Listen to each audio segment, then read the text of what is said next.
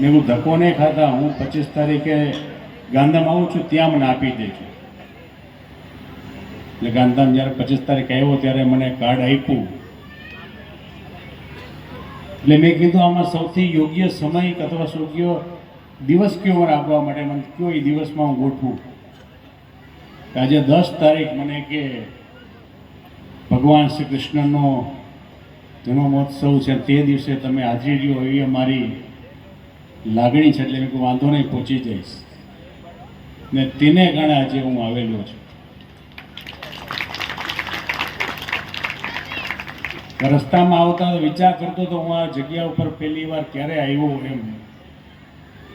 ત્યારે યાદ આવ્યું 25 વર્ષ પહેલાની વાત છે.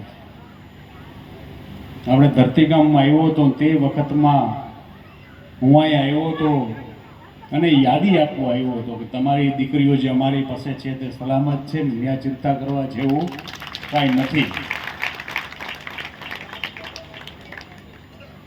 પણ તે વખતનું આ અલગ નામ હતું, હવે તો નામ પણ બદલાઈ ગયું છે.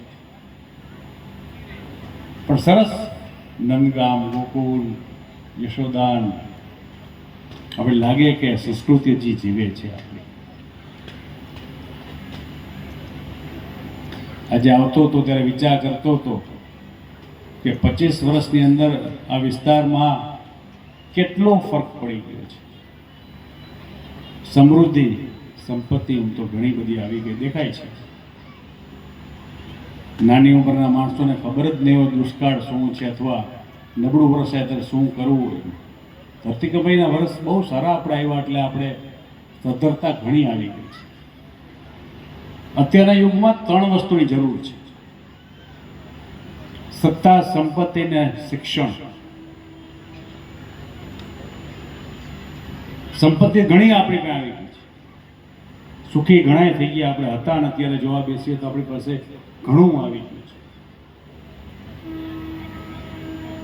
પણ સંગઠનનો ક્યાંક હજી અભાવ કે આપણો ક્યાંક દેખાય છે. ને સંગઠનના અભાવને કારણે સત્તા પ્રાપ્તિમાં ક્યાંક આપણે ટૂંકા પડીએ છીએ. આ લોકશાહી દેશની અંદર આપણે જીવીએ છીએ. લોકશાહી દેશની અંદર હિસાબ માથાનો થતો હોય છે. કેટલા માથાઓ છે, કેટલા ભેગા છે, કેટલા સંગઠિત છે, કેટલા પેટીએ પહોંચે છે, કેટલા બીજાને પહોંચાડી શકે છે, તેની પાસે સત્તા આવે છે. આપણી પાસે સત્તા હોવી જોઈએ તો સત્તા કોની પાસે જાય તે નિર્ણય કરવાનો અધિકાર જો આપણી પાસે હોય તો આપણો વિકાસ વધી શકે છે. એટલે આપણી ઘટ છે ને ક્યાંક આપણે ધ્યાન રાખવું પડે એમ છે. સંગઠિત થાય અને સત્તા તરફથી આગળ વધીએ એવું ધ્યાન રાખજો. આ બધી વસ્તુ ઉપર સૌથી મોટું શિક્ષણ આવે છે.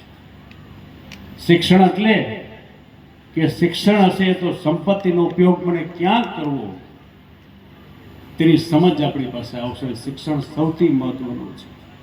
ને શિક્ષણ હશે તો સત્તા પ્રાપ્તિ થયા પછી પણ સત્તાનો ઉપયોગ મને ક્યાં કરવો, કેટલો કરવો તેની ખબર પડી શકે છે. શિક્ષણ સૌથી મહત્વનું છે.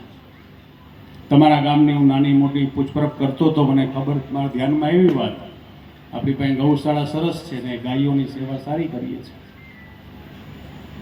પણ જેટલું ગાયોનું ધ્યાન રાખીએ એનાથી વિશેષ ધ્યાન આપણે આપણી દીકરીઓનું શિક્ષણનું પણ ધ્યાન રાખવું પડેલું છે. એકાદ વર્ષ પહેલાં હું આવ્યો હતો આપણી આદિપુરની સંસ્થાના ફાળો કરવા માટે. મને ત્યારે બોલાવ્યો હતો, મને કે જવાહરભાઈ આપને આવવાનું છે, તમારા પ્રમુખ સ્થાને ભેગું બધાને કરવાના છે અને તમને પૈસા પણ જરૂર નથી, પૈસા ભેગા કરી જ નહીં. પછી ત્યારે આપણે ફાળો કર્યો તો ફાળો ઘણો સારો થઈ ગયો, પણ કામ પૂરું નથી થયું. મારી ઈચ્છા છે તમે કામ વહેલું પૂરું કરો. કિરણભાઈ કંઈ છે કે નથી કંઈ ને ઘટે તો ચિંતા નહીં કરતો, બેઠો પેતરી બાપા દીકરો જીવે છે. એટલે ક્યાંય ઘટે એવું ધ્યાન રાખજો, ન રાખે સારામાં સારું બને, એવું સારું બનાવો જેને કારણે તમને દીકરી મારી પાસે ન મોકલવી પડે. હજી પણ મારી પાસે 200-250 દીકરીઓ છે કરશે. તો ધ્યાન રાખજો, કાળજી રાખજો, જ્યાં જરૂર પડે ત્યાં કહેજો. અમારી ઓળખમાં તમે બધા આવો છો.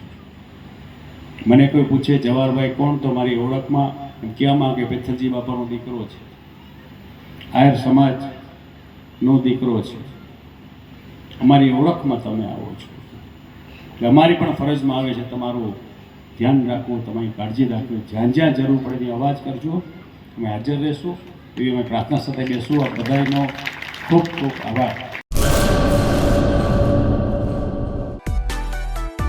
માં motor driving, safe and sure driving. Driving એ શોખ સાથે આપની મોટી જવાબદારી પણ છે. અમારા ઇન્સ્ટ્રક્ટર દ્વારા સચોટ અને સરળ માર્ગદર્શન. આપની રોજની તાલીમની માહિતી મેળવીને શું અધુરાશ છે એના ઉપર પૂરું ફોકસ કરાય છે.